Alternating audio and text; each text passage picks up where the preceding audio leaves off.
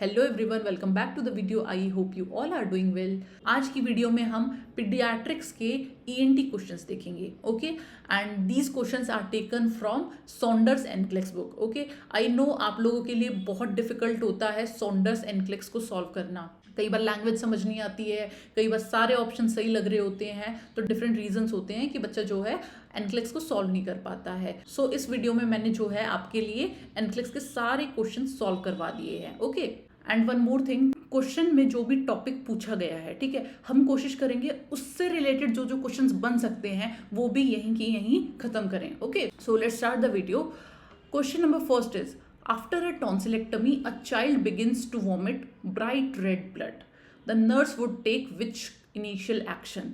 Tonsillectomy हुआ है बच्चे का और बच्चा जो है ब्राइट रेड ब्लड जो है वॉमिट कर रहा है, तो क्या एक्शन लोगे आप? तो first is turn the child to the side. बच्चे को एक साइड में, मतलब लेटरल पोजीशन दे देंगे। Yes, this is the appropriate answer. Second is administer the prescribed antiemetic. Antiemetic दे दो, बट वो सब बाद में करना है। पहले जो है आपको अपना ABC कंसिडर करना है, एयरवे, ब्रीदिंग, सर्कुलेशन। तो एयरवे कैसे प्रोटेक्ट रहेगा अपना, कि हम एस्पिरेशन होने से बचा ले और बच्चे को लेटरल पोजीशन दें। तो आंसर होगा अपना फर्स्ट। ठीक है। Third is maintain NPO status. Already अगर टॉन्सिलेक्टमी हुआ है तो बच्चे का एनपीओ स्टेटस ऑलरेडी चल रहा होगा। ठीक है, एंड ये इमीडिएट कोई हेल्प भी नहीं करने वाला है। And fourth is notify the primary health care provider. Yes, आप जो है इन्फॉर्म करोगे, नोटिफाई करोगे, बट आफ्टर प्राइमरी इंटरवेंशन। पहले आप खुद से कुछ इंटरवेंशन करोगे, बच्चे को साइड पोजीशन दे दोगे ताकि और एस्पिरेशन ना हो, फिर आप हेल्थ केयर प्रोवाइडर को इन्फॉर्म करोगे। सो नाउ टॉन्सिलेक्टमी क्यों किया जाता है? टॉन्सिलेक्टमी मतलब टॉन्सिल्स का रिमूव करना। जब रिकरेंट टॉन्सिलाइटिस हो, बार बार टॉन्सिलाइटिस अगर बच्चे में हो रहा है तो हमें टॉन्सिलेक्टमी करना पड़ता है, या फिर स्लीप एपनिया है, या फिर एयरवे ऑब्स्ट्रक्शन है, ओके, या फिर सस्पेक्टेड मैलिग्नेंसी है। इन केसेस में हम टॉन्सिलेक्टमी करते हैं। ओके, तो अब इधर से और क्या क्वेश्चन पूछा जा सकता है टॉन्सिलेक्टमी से? एक क्वेश्चन बन सकता है कि मोस्ट कॉमन कॉम्प्लिकेशन और जो डेंजरस भी है वो क्या हो सकती है आफ्टर टॉन्सिलेक्टमी? तो आंसर होगा post op haemorrhage. Post op haemorrhage का बहुत ज़्यादा खतरा रहता है, बिकॉज ये बहुत हाईली वेस्कुलर साइट होती है, इसीलिए जो है पोस्ट ऑफ हेमरेज के चांसेस बने रहते हैं। Okay, first question. Second question, best position क्या है आफ्टर टॉन्सिलेक्टमी? कौन सी पोजीशन दोगे? Side lateral. ठीक है, साइड लेटरल पोजीशन दे दो, मतलब लेटरल पोजीशन दे दो, that is the best position, ताकि एस्पिरेशन ना हो। Third, what foods to be avoided? कौन से फूड आपको टॉन्सिलेक्टमी के बाद में नहीं खाने हैं? तो उसका आंसर है मिल्क एंड मिल्क प्रोडक्ट्स। क्या होता है, जो मिल्क या मिल्क प्रोडक्ट्स होते हैं वो ना म्यूकस, वो एक कोटिंग फॉर्म कर लेते हैं थ्रोट में। ठीक है, तो बच्चा जो है उसको क्लियर करने की कोशिश करेगा, बार बार ऐसे करेगा, और उससे जो है ब्लीडिंग होने के चांसेस रहते हैं। ठीक है, तो मिल्क एंड मिल्क प्रोडक्ट्स हमें नहीं देने हैं after surgery. Fourth, first sign क्या है ब्लीडिंग का? ठीक है, टॉन्सिलेक्टमी हुई है, ब्लीडिंग हो रही है, हमें कैसे पता चलेगा? तो हमें पता चलेगा फ्रीक्वेंट स्वेलोइंग से। अगर बच्चा बार बार फ्रीक्वेंट स्वेलोइंग कर रहा है, इट मीन्स अंदर जो है ब्लीडिंग हो रही है। ओके, फिफ्थ क्वेश्चन, कौन सा एक्शन जो है टोटली रॉन्ग है आफ्टर टॉन्सिलेक्टमी? जो एक ऐसी चीज जो हम नहीं करेंगे वो है frequent suctioning.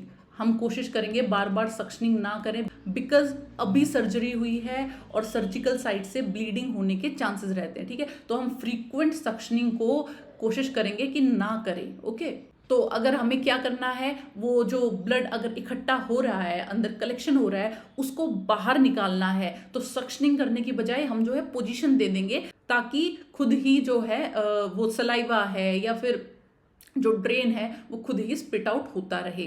Sixth is, tonsillectomy से पहले, सर्जरी से पहले आप कौन सा टेस्ट कराओगे? तो answer is PT, prothrombin test. क्यों कराएंगे?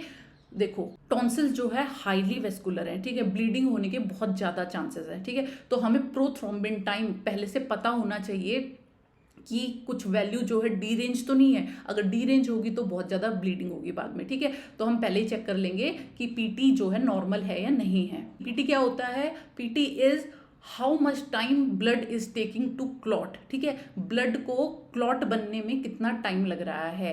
पीटी की नॉर्मल वैल्यू कितनी होती है, 11 से 15 सेकेंड, ओके। एंड इसके साथ में क्या हम देख सकते हैं, आईएनआर की वैल्यू कितनी होती है, 0.8 से 1.2, ओके। प्लस एक क्वेश्चन और होता है, पीटी जो है किस में देखा जाता है, हिपैरिन में देखा जाता है या वार्फरिन में देखा जाता है। तो पीटी जो है वार्फरिन में मॉनिटर किया जाता है। वार्फरिन जो है एक्सट्रिंसिक पाथवे पे काम करता है, ओके। जब हम वार्फरिन थेरेपी चलाते हैं वो एक्सट्रिंसिक पाथवे पे काम करती है, प्लस पीटीआईएनआर जो है हमने उसमें रेगुलेट मॉनिटर करना होता है। बट अगर हिपैरिन थेरेपी चल रही है तो हम उसमें जो है एपीटीटी देखेंगे, ठीक है। एंड हिपैरिन जो है इंट्रिंसिक पाथवे पे काम करता है, ठीक है। So this is about PT. और अगर पीटी बढ़ा हुआ मिला है तो obviously we will postpone the surgery, ठीक है। एंड लास्ट क्वेश्चन क्या बन सकता है कि हमने क्या जो है अवॉइड करना है बच्चे में, कि वो क्या ना करे। So that is coughing. हम कोशिश करेंगे कि बच्चे को कफ ना हो, वो बार बार अपना थ्रोट क्लियर ना करे, बिकॉज उससे ब्लीडिंग ट्रिगर हो सकती है। Fine. So this is all about tonsils कि क्या क्या क्वेश्चन यहाँ से बन सकते हैं, okay. Now come to the second question is, the parent of a 6-year-old child arrives at a clinic because the child has been experiencing itchy, red and swollen eyes. Okay. बच्चा है, 6 साल का बच्चा है, उसके पेरेंट्स उसको लाए हैं, उसकी आंखें जो हैं, आइज जो है इची हो गई हैं, खुजली हो रही है, रेड है और स्वोलन है, okay. The nurse notes a discharge from the eyes and sends the culture to the laboratory for analysis, okay. Chlamydia conjunctivitis is diagnosed. Nurse ने जो है डिस्चार्ज जो है आई से कलेक्ट किया और कल्चर के लिए भेज दिया लैब में।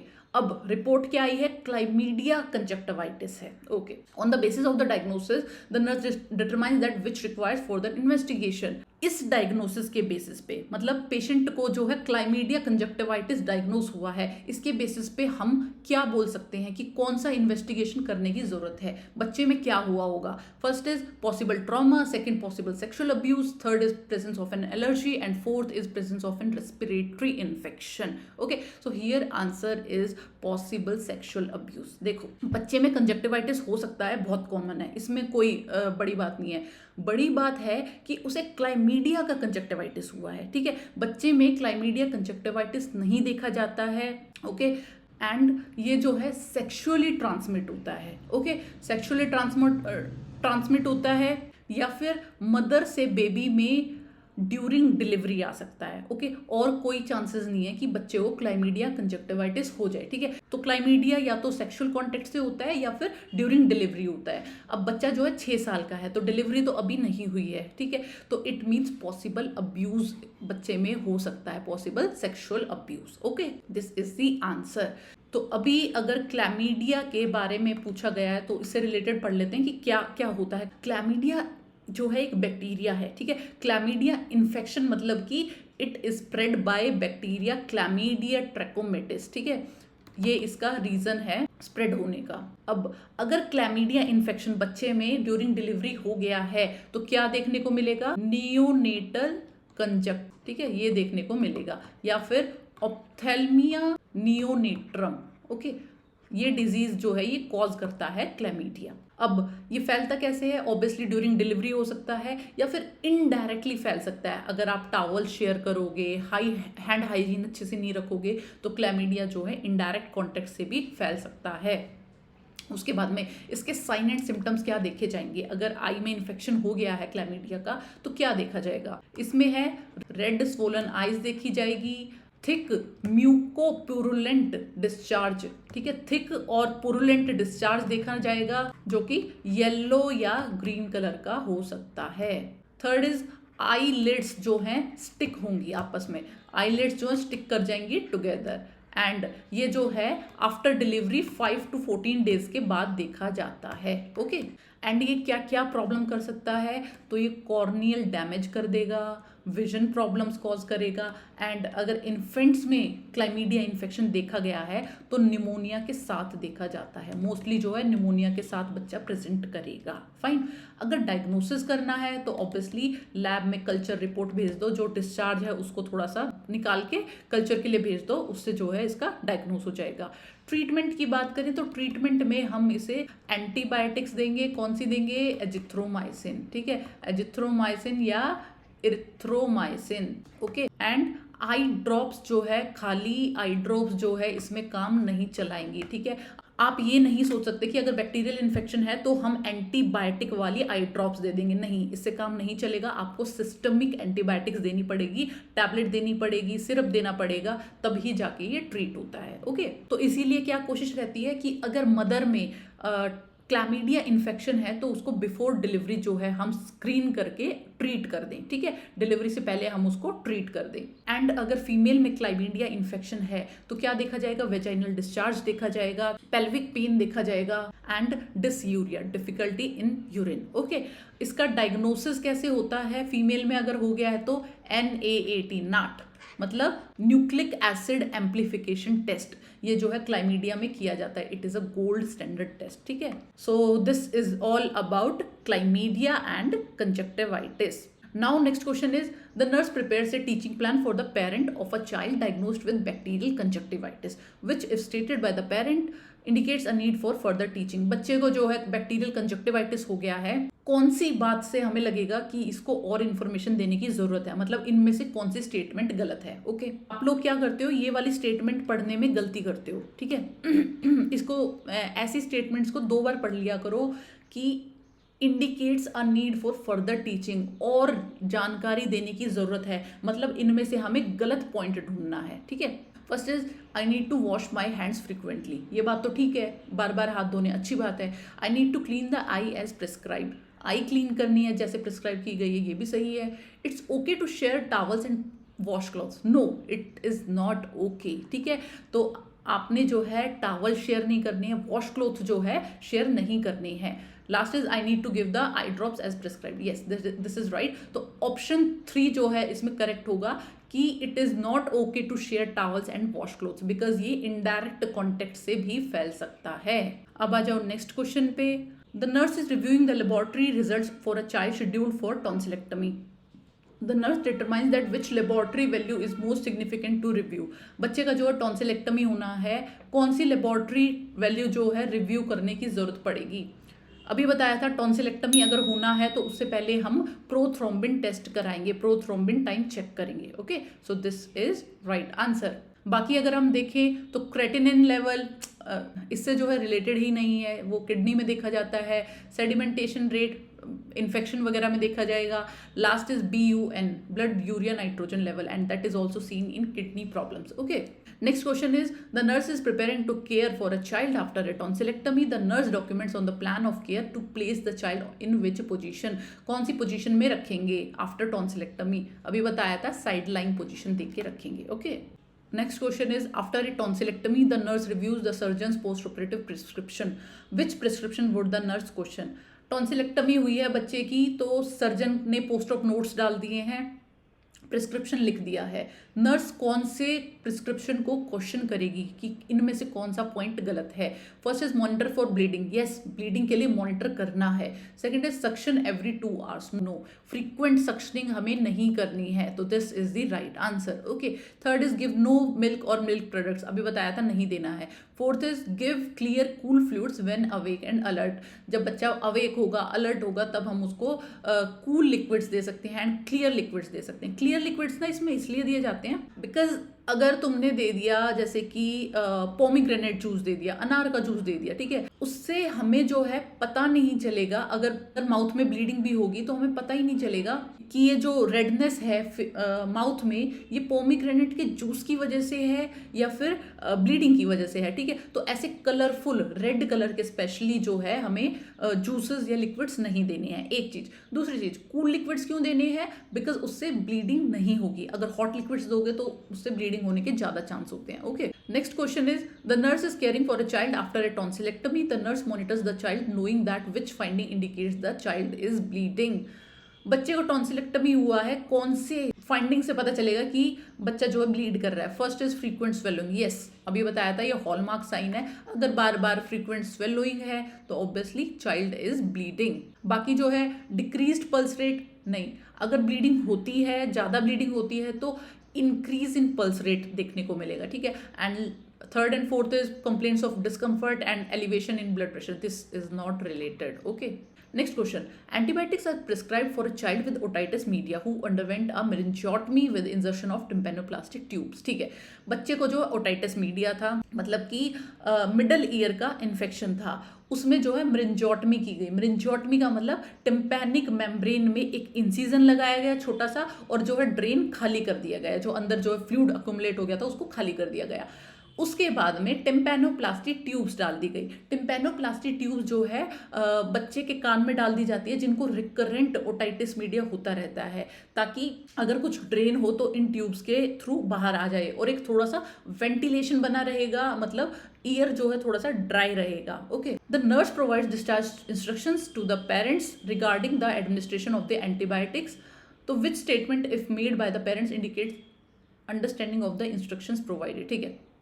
नर्स जो है एंटीबायोटिक्स का इंफॉर्मेशन प्रोवाइड कर रही है कि भाई ऐसे ऐसे लेना है, तो कौन सी बात से लगेगा कि पेरेंट्स को जो है समझ आ गया है? First is administer the antibiotics until they are gone. Second is administer the antibiotics if the child has a fever. No, अगर फीवर है तब एंटीबायोटिक नहीं देनी है, एंटीबायोटिक का पूरा कोर्स कंप्लीट करना होता है, ठीक है। फीवर से इसका कोई रिलेशन नहीं है। Third is administer the antibiotics until the child feels better. जब तक बच्चे को ठीक नहीं लगता, मतलब जब तक बच्चा ठीक नहीं हो जाता तब तक हम एंटीबायोटिक एडमिनिस्टर करेंगे, नो। इसका पूरा कोर्स कंप्लीट करना होता है। And last is begin to taper the antibiotics after 3 days of a full course. तो एंटीबायोटिक्स को कभी भी टेपर नहीं किया जाता, स्टेरॉइड्स को टेपर किया जाता है। तो here answer is administer the antibiotics until they are gone, okay. इधर जो है एक और बात आप समझ लो, टिम्पैनोप्लास्टिक ट्यूब, टिम्पैनोस्टमी ट्यूब क्या होती हैं? ट्यूब्स डाल दी जाती हैं टिम्पैनिक मेम्ब्रेन में, जैसा मैंने बताया, और वो जो है अपने आप फॉल ऑफ हो जाती हैं 6 months में या 8 months में या फिर 1 year तक, ठीक है। और अगर वो फॉल ऑफ हो गई हैं तो कोई प्रॉब्लम वाली बात नहीं है, वो इस तरीके से डाली जाती है कि जो ये 6-8 महीने में जो है ये खुद ही फॉल ऑफ हो जाएंगी, ओके। एक चीज, मतलब ये अगर गिर भी जाए तो घबराने वाली कोई बात नहीं है। सेकेंड थिंग, जो टिम्पैनिक मेम्ब्रेन में इंसिजन था वो जो है नेचुरली हील कर जाता है, खुद ही हील कर जाएगा। अब ये नहीं सोचना कि ट्यूब ने जो होल बना रखा था वो कैसे ठीक होगा, हील होगा, वो खुद ही हील हो जाता है, ओके। एंड कभी कभी टिम्पैनोस्टमी ट्यूब जो है दोबारा डालनी पड़ती हैं अगर पेशेंट को अगर पेशेंट जो है बेटर नहीं हुआ है पहले से, तो इसको जो है दोबारा इंसर्ट करेंगे। Next question is the day care nurse is observing a 2-year-old child and suspects that the child may have strabismus, okay. Strabismus है मतलब मिस अलाइनमेंट ऑफ आई। इसका एक पिक्चर मैं यहाँ पे लगा दूंगी। मिस अलाइनमेंट है, इसमें क्या होता है, 1 आई तो जो है फिक्स होती है एंड सेकेंड आई जो है डेविएट होती रहती है, ठीक है। तो होता क्या है, बच्चा जो है एक डायरेक्शन में देख नहीं पाता क्योंकि एक आई कहीं और जा रही है और दूसरी जो है फिक्स्ड है, ठीक है। इसको हम स्क्विंट भी बोलते हैं, okay. Now which observation made by the nurse indicates the presence of this disease, this condition. कौन सी ऑब्जर्वेशन से लगेगा कि हाँ भाई इसको तो स्ट्रेबिस्मस हो गया है? First is the child has difficulty in hearing, no, ये आंखों की प्रॉब्लम है, विजन का प्रॉब्लम है, तो हियरिंग तो नहीं है, ये तो कोई प्रॉब्लम ही नहीं है। Second is the child consistently tilts the head to see, बार बार जो है देखने के लिए हेड को टिल्ट कर रहा है, this is the hallmark sign of squint, ठीक है। जब भी बच्चे को स्क्विंट होगा तो बच्चा क्या करेगा, हेड को टिल्ट करता है, okay. Third is the child does not respond when spoken to, जब बच्चे को बोल रहे हैं तो वो जवाब नहीं दे रहा है, ये भी कोई प्रॉब्लम नहीं है। And last is the child consistently turns the head to hear, ये भी प्रॉब्लम नहीं है, ओके। तो here we talk about squint मतलब स्ट्रेबिस्मस। इसमें क्या होता है, misalignment of eyes, 1 eye जो है फिक्स रहती है एंड सेकेंड आई जो है डेविएट करती रहती है, ओके। कॉजेज क्या हो सकते हैं, अगर हमारी एक्स्ट्रा ऑक्यूलर मसल्स वीक होंगी, weakening of extraocular muscles, तो इसकी वजह से स्क्विंट हो सकता है, या फिर कुछ नर्व की प्रॉब्लम्स हो सकती हैं, ठीक है। बट मेनली जो है हमारे एग्जाम पॉइंट ऑफ व्यू से ये है weakening of extraocular muscles, fine. And sign and symptoms क्या देखे जाएंगे, बच्चा जो है बार बार हेड को टिल्ट करेगा देखने के लिए, एक चीज। दूसरी चीज, अगर ब्राइट लाइट होगी, बहुत ज्यादा लाइट है, तो वो अपनी एक आंख बंद कर लेगा, fine. And third is double vision, अगर बच्चा थोड़ा सा बड़ा हो गया है तो डबल विजन देखने को मिल सकता है। कॉम्प्लिकेशन क्या हो सकती है इसकी, एम्ब्लोपिया, एम्ब्लोपिया इसको बोलते हैं लेजी आई। ये क्या होता है, अब बहुत लंबे टाइम तक बच्चे में जो है स्ट्रैबिस्मस था, तो वो जो है, जो वीक आई थी, जो बैड आई थी, उसका यूज करना छोड़ देगा, ठीक है, और वो जो है और ज्यादा वीक हो जाएगी। वो क्या करेगा, जो उसकी गुड आई है उसी से देखने की कोशिश करेगा, दूसरे का यूज छोड़ देगा। इसकी वजह से जो वीक आई है और ज्यादा वीक हो जाएगी एंड बिल्कुल ही खराब हो जाएगी, ठीक है, and that is known as amblyopia. इसके बाद में डायग्नोसिस में इसमें जो है कवर टेस्ट किया जाता है, एक आई को जो है कवर करके दूसरे की मूवमेंट देखी जाती है, किस तरह से वो मूव कर रही है। ट्रीटमेंट में क्या है, पहले तो हम कंजर्वेटिव ट्रीटमेंट करके देखेंगे।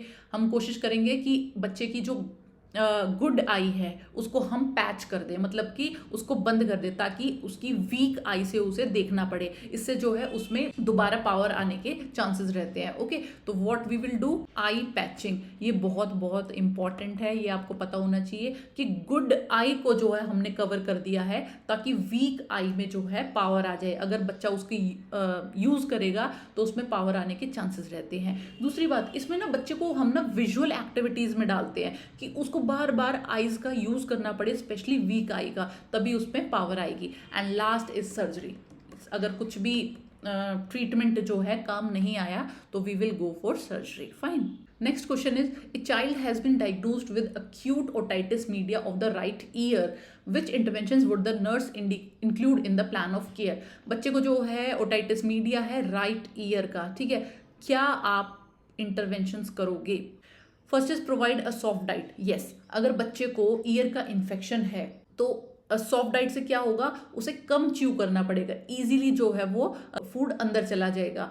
होता क्या है, ईयर के पास जो है जॉ है, अगर जॉ में ज्यादा मूवमेंट होगी तो इससे ईयर में और ज्यादा पेन होगा अगर हम हार्ड चीज खाने को देंगे, ठीक है, तो इसीलिए we will give soft diet. Okay, second thing, position the child on the left side. No, उसको लेफ्ट साइड नहीं, राइट साइड पोजिशन देंगे। जो बैड ईयर है, मतलब जिसमें प्रॉब्लम है, उसको हम नीचे रखेंगे। इससे क्या है, थोड़ा पेन में जो है रिलैक्सेशन मिलता है बच्चे को। Okay, third is administer an antihistamine twice daily, इससे इसका कोई रिलेशन नहीं है। Fourth is irrigate the right ear with NS every 8 hourly. No, कोई इरिगेशन करने की जरूरत नहीं है। Next is administer ibuprofen for fever every 4 hours as prescribed and as needed. Yes, ear में पेन देखा जाएगा तो आइब्यूप्रोफेन जो है हम दे सकते हैं। Next is instruct the parents about the need to administer the prescribed antibiotics for the full course of therapy. Prescribed antibiotics देनी है, पूरा कोर्स करवाना है। Yes, this is right. तो answer 1, 5 and 6। Okay, so this is all about ENT questions of pediatric patients, ठीक है, and now we will meet in some another video. Till then, thank you and best of luck.